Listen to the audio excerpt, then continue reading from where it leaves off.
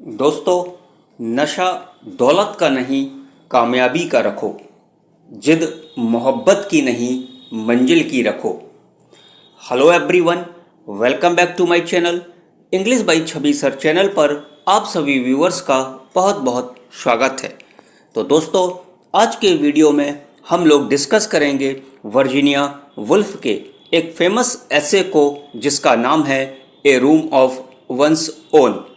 दोस्तों, आखिर वह कौन सी वजह थी कि वर्जीनिया वुल्फ ने इस एसे को लिखा था।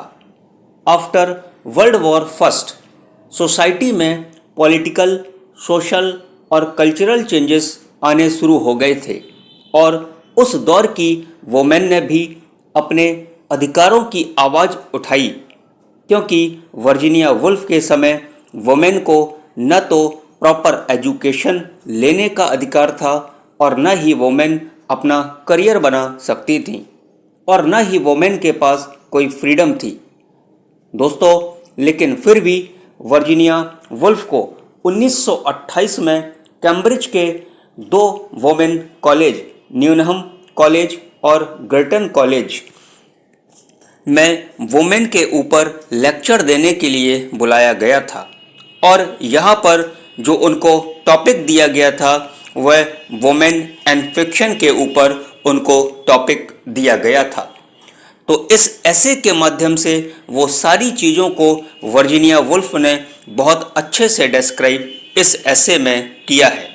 दोस्तों, वैसे तो यह ऐसे कई सारी यूनिवर्सिटीज के सिलेबस में पढ़ाया जाता है और आपके बुंदेलखंड के यूनिवर्सिटी के MA previous year semester second के इंग्लिश लिटरेचर के paper fourth modern British prose के सिलेबस में भी यह ऐसे पढ़ाया जा रहा है। तो दोस्तों, ऐसे शुरू करें।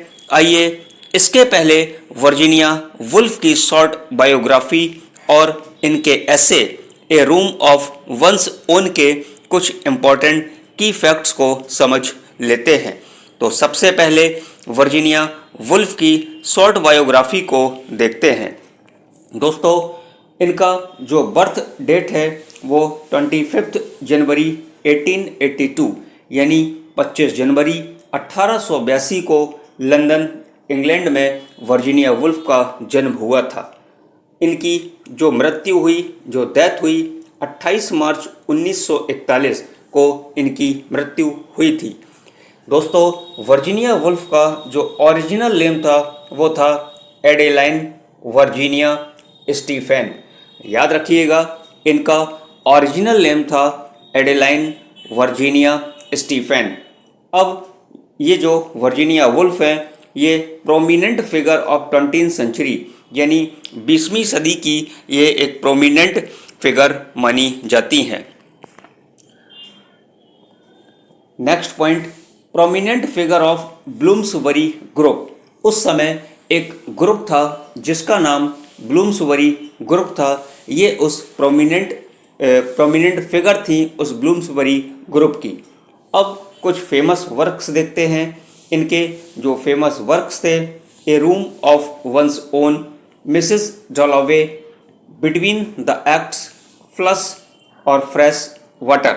तो दोस्तों, ये तो हो गए short biography of Virginia Woolf. अब कुछ इस ऐसे के इम्पॉर्टेंट की फैक्ट्स को भी जान लेते हैं। तो आइए देखते हैं इम्पॉर्टेंट की फैक्ट्स। ये जो ऐसे है a room of one's own, written in, लिखा गया था 1928 में लिखा गया था और ये जो ऐसे है वो पब्लिश्ड हुआ था 1929 में। याद रखिएगा, रिटन 1928 और पब्लिश्ड 1929। नेक्स्ट पॉइंट, दिस ऐसे इज बेस्ड ऑन 2 लेक्चर्स।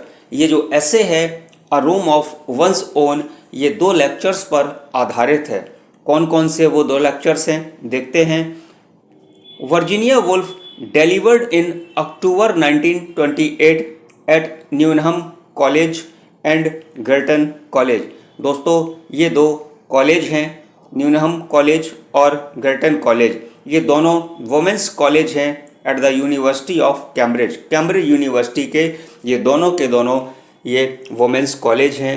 यहाँ पर 1928 में वर्जीनिया वुल्फ ने लेक्चर दिया था और टॉपिक का जो नाम था वुमेन एंड फिक्शन था।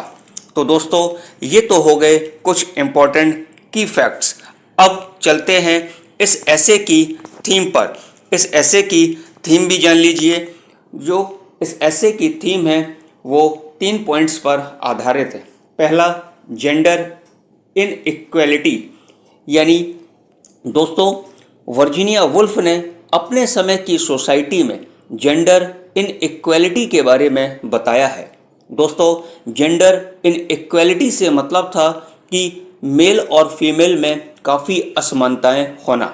जहां मेल के पास पावर हुआ करती थी तो वोमेन पावर लेस मानी जाती थी और वोमेन को शादी के बाद अपने पिता की संपत्ति से भी बेदखल कर दिया जाता था।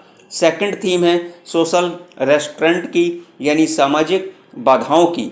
दोस्तों सोशल रेस्ट्रेंट से मतलब था वोमेन सोसाइटी में उनकी हर जगह रोक टोक करना, यानी वोमेन का सोसाइटी में हर जगह रोक टोक किया जाना। मतलब मेल को कोई भी रोक टोक नहीं थी, चाहे वे शराब ही क्यों ना पिए, और फीमेल को हर जगह आने जाने से रोका टोका जाता था। जो तीसरी थीम है इस ऐसे की वह है वुमेन्स राइटिंग एंड आइडेंटिटी।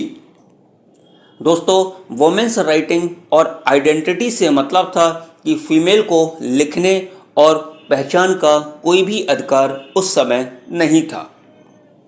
तो दोस्तों आइए अब इस ऐसे की समरी को इजी लैंग्वेज में समझते हैं। दोस्तों वर्जीनिया वुल्फ ने इस ऐसे में अपनी बात रखने के लिए बेसिकली 3 फिक्शनल कैरेक्टर्स को लिया है और तीनों फिक्शनल कैरेक्टर के जो नाम हैं, पहला नाम है मैरी बेटन का, सेकंड नाम है मैरी सैटन का और तीसरा नाम है मैरी कारमेकेल का, यानी मैरी कारमेकेल का। तो होता क्या है कि वर्जीनिया वुल्फ समरी की शुरुआत अपने पहले फिक्शनल कैरेक्टर मैरी बेटन से करती हैं। वह कहती हैं कि ये जो मैरी बेटन है, जो ऑक्सब्रिज यूनिवर्सिटी के पास एक रिवर के पास बैठी हुई थी, और ये जो ऑक्सब्रिज यूनिवर्सिटी है, यहाँ पर एक फिक्शनल यूनिवर्सिटी को इन्होंने लिया है, ऑक्सब्रिज यूनिवर्सिटी। तो उनको यानी मैरी बेटन को एक टॉपिक मिला था वुमेन एंड फिक्शन के बारे में। तो इस टॉपिक के बारे में ये उस यूनिवर्सिटी के पास जो नदी बनी हुई थी वहाँ बैठकर इस पर सोच विचार कर रही थी। तभी वहाँ कुछ लोगों के द्वारा मैरी बेटन को डिस्क्रिमिनेशन को फेस करना पड़ा। दोस्तों डिस्क्रिमिनेशन का मतलब होता है भेदभाव। तो अब वहाँ से मैरी बेटन अब लाइब्रेरी चली जाती हैं, लेकिन वहाँ पर फिर से एक बार उसे भेदभाव को फेस करना पड़ा, क्योंकि लाइब्रेरी में मैरी बेटन को एंटर नहीं होने दिया जाता है और यह कहकर उसे वहाँ से भगा दिया जाता है कि महिलाओं का प्रवेश लाइब्रेरी में वर्जित है। तो अब लाइब्रेरी से निकलकर मैरी बेटन अपनी फ्रेंड मैरी सैटन के पास पहुँचती है। उसके साथ हुए जेंडर इनइक्वालिटी के डिस्क्रिमिनेशन के बारे में वह सब कुछ खुलकर उसे बताती है। तो मैरी बेटन के माइंड में एक थॉट आता है कि आखिर जेंडर इनइक्वालिटी का सामना वुमेन को ही क्यों करना पड़ता है। Once again Mary Beton goes to the library to search the topic women and fiction. एक बार फिर से मैरी बेटन लाइब्रेरी जाती है वुमेन और फिक्शन के टॉपिक को सर्च करने के लिए। But now at this time her Fortune is bright. इस बार उसका जो फ्यूचर था, उसका जो फॉर्चून था, भाग्य था, वो ब्राइट था, क्योंकि इस बार मैरी बेटन लाइब्रेरी में एंटर हो जाती हैं। In the library there are many books of women and fiction. Women and fiction पर वहाँ पर कई सारी किताबें रखी हुई हैं। But all they are written by male. लेकिन सारी की सारी किताबें वो किसी मेल के द्वारा लिखी गई हैं, यानी किसी पुरुष के द्वारा लिखी गई हैं। तो अब मैरी बेटन यह देखकर शॉक्ड हो जाती हैं बट ऐसी कोई भी बुक्स लाइब्रेरी में मौजूद नहीं थी जो किसी वुमेन के द्वारा लिखी गई हो। और अब helplessly she sketches a drawing on paper of Professor von X. अब यहाँ पर मैरी वेटन हेल्पलेसली असहाय हो जाती है तो एक पेपर उठाती है और उस पर एक ड्राइंग स्केच करती है प्रोफेसर वॉन एक्स की ड्राइंग को। दोस्तों, ये जो प्रोफेसर वॉन एक्स हैं ये एक फिक्शनल कैरेक्टर हैं और हेट्स द वुमेन, महिलाओं से नफरत करते हैं।